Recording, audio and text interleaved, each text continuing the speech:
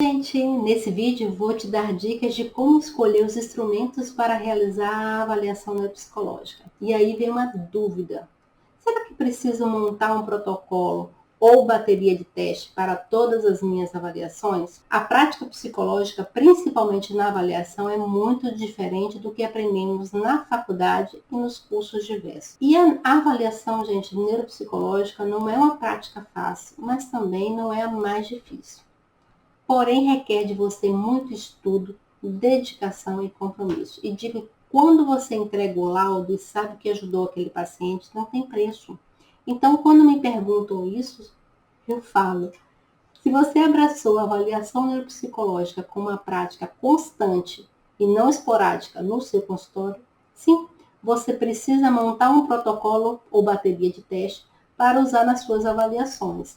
Por isso, falei nos vídeos anteriores da importância de fazer uma boa anamnese.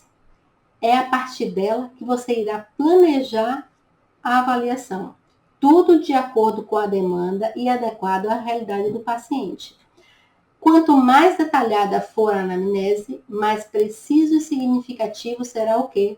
A avaliação neuropsicológica. Por isso, montar uma bateria ou um protocolo requer conhecimento prático. Lembra que eu falei sobre um paciente de 9 anos que tinha um diagnóstico de DI? E que percebi ao longo da psicoterapia que ele apresentava algumas habilidades não condizentes com esse diagnóstico? Lembro que montei minha bateria de teste para fazer o perfil neuropsicológico dele. Eu sabia que era essencial aplicar um teste de inteligência. Sabem por quê? Pelo diagnóstico. E avaliar outras habilidades cognitivas, como atenção, memória, aprendizagem. Foi assim que aconteceu a avaliação neuropsicológica dele. E consegui, gente, construir um laudo informando que o diagnóstico de DI não justificaria naquele momento, pois a criança apresentava inteligência na média, a média inferior, e habilidades que não eram condizentes com o diagnóstico. Lógico que ela apresentava dificuldades de aprendizagem e outras comorbidades que foram identificadas ao longo do processo avaliativo. Foi a partir das minhas decisões que pude ajudar o paciente de forma efetiva. Então, você vai precisar saber adequar o teste à sua hipótese ou à hipótese que deve ser respondidas. Às vezes eu recebo uma solicitação médica escrita: transtorno de desenvolvimento, e as interrogações. Então você vai ter que responder ela, não é a sua hipótese, tá? Então, uma bateria fixa ou uma bateria flexível? Eu digo que depende. Porém, eu uso a flexível. Tem outras, eu sei que tem, né? Eu tenho colegas que usam uma fixa, que só usa aquele teste específico, tá?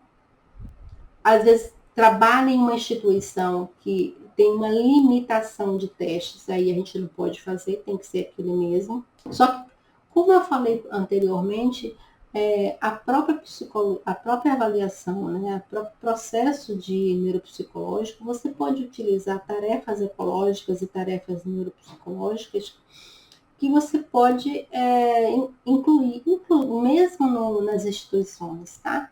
Então, quais são os instrumentos psicológicos que eu utilizo? Tá? O VISC e o VAIS, o TIG, o Raven, o SOM-R, figuras complexas de Hale, o D2 revisado, o BPA, o AC, o RAVLT revisado, o HTP, as escalas, inventários, pirâmide de Pfister. Eu uso vários. Então, além desses instrumentos psicológicos, nós podemos usar as tarefas neuropsicológicas, existem várias, e ecológicas, atividades lúdicas, atividades psicomotoras, atividades escolares, então quando é criança e adolescente com suspeita de dificuldade de aprendizagem, você vai ter que usar um ditado, uma escrita, interpretação, operações matemáticas, raciocínio lógico, né? Então, você tem uma gama de recursos que você pode utilizar. Fantoches, desenhos, são as produções, né? Jogar bola, pular corda, bambolê, andar em linha reta, várias. Em todas as sessões, em todas as atividades, você precisa avaliar, né, a forma do paciente de agir e de pensar. A outra coisa é a autonomia. Então, veste é uma criança, é um idoso que consegue se vestir, abotoar uma roupa, a higiene pessoal, ajuda nas tarefas domésticas, né? Faz mercado, habilidades com jogos, né, eletrônicos. Eu uso, às vezes, meu iPad, meu computador, tudo para verificar, às vezes, estratégias cognitivas do paciente, tá? Jogos de rima, memória. Então, ou seja, você tem uma gama de informações, de recursos que você pode usar. Então, e aí eu trago sempre um questionamento nas minhas supervisões, né, que nossos colegas fazem, né, que é se você precisa sempre aplicar um teste de inteligência na avaliação. Porque nós sabemos que nós temos colegas que são de outras profissões, né, que fazem avaliação neuropsicológica e que não podem usar um teste de inteligência, né? Eu digo o seguinte, nem sempre você precisa aplicar um teste de inteligência, porém, é sempre bom você avaliar a cognição geral do paciente, mesmo que você não use o QI total dele, né, da informação no laudo, tá? Por exemplo, se você vai avaliar uma criança com transtorno do espectro autista, você vai precisar avaliar a inteligência geral, né? Até mesmo para que outros profissionais possam realizar o planejamento no UPI, que é o plano de intervenção, tá? A gente sabe que no Brasil tem uma escassez de testes validados muito, né? E as dificuldades são inúmeras, regionais, direitos autorais, né? Entidades educacionais que nós não temos, né? Então, o VISC, por exemplo, que é um teste de referência na avaliação neuropsicológica, ele só contempla crianças a partir dos 6 anos de idade. Então, abaixo dessa idade, até recentemente, não tínhamos nada. Como, por exemplo, o som-R, ou um teste de inteligência não verbal destinado a crianças a partir de 2 anos e meio. Eu participei do grupo de pesquisadores da Universidade da Holanda e da Universidade de Brasília justamente para a validação desse teste. Um teste fantástico que ainda eu vejo que meus colegas ainda têm dificuldade de usar. Mas por que estou falando desse teste? Por quê? Né? Por que eu falo desses testes? Porque quando o paciente é verbal, gente, a avaliação ela flui. Né? Nós temos instrumentos para a gente fazer isso, né? Mas quando você recebe um paciente que é não verbal, seja uma criança ou um idoso que teve um AVC, por exemplo, uma isquemia, quais instrumentos que você irá utilizar, né?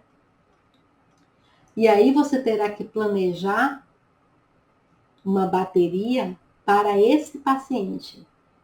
Então, se você ficar limitado a apenas uma bateria, por exemplo, o VISC 4, que é excelente, eu uso sempre que é possível, você vai ter dificuldade em construir um laudo com propriedade, entende? Então, eu até falo assim, alguém até pode falar. Se o paciente não fala, não tenho como avaliar. Ou eu faço uma boa anamnese e algumas atividades, posso traçar o perfil. Veja, você pode até fazer isso.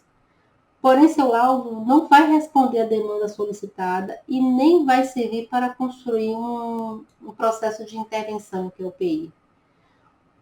Constantemente eu recebo solicitações de outros profissionais que receberam um laudo neuropsicológico e me pedem para decifrar os resultados dos testes e a relação com o desempenho do paciente. Eu trabalho numa clínica multidisciplinar, então lá nós temos TO, nós temos terapeuta ocupacional, né, fonoaudióloga, psicopedagoga, nós temos musicoterapeuta, nós temos outros profissionais, nós temos nutricionista, então recebem e não conseguem fazer a relação entre os resultados dos testes e o desempenho do paciente. Então,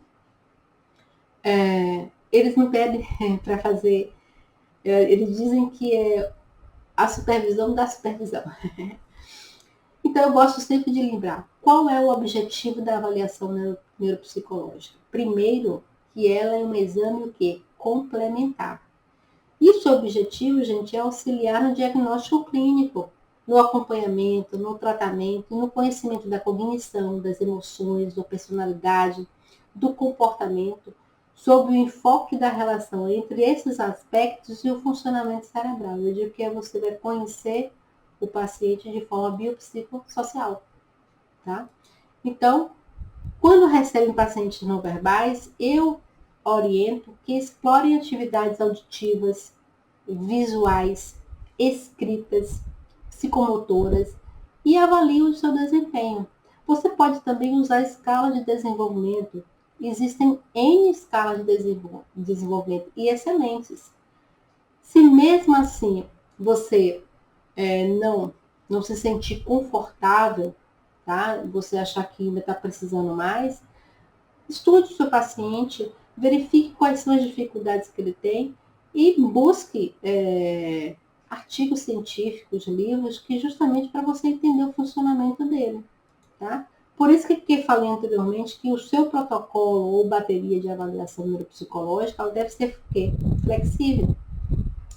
Eu lembro que no laudo você tem uma construção de desempenho quantitativo e qualitativo.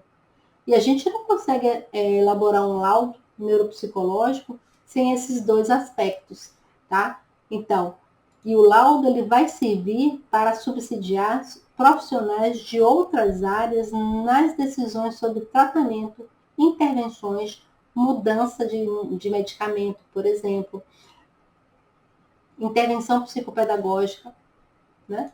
Então, não é um achismo, é apresentar dados com propriedade para responder à demanda solicitada. Então, no próximo vídeo eu vou falar sobre raciocínio clínico, esse bicho papão do bem.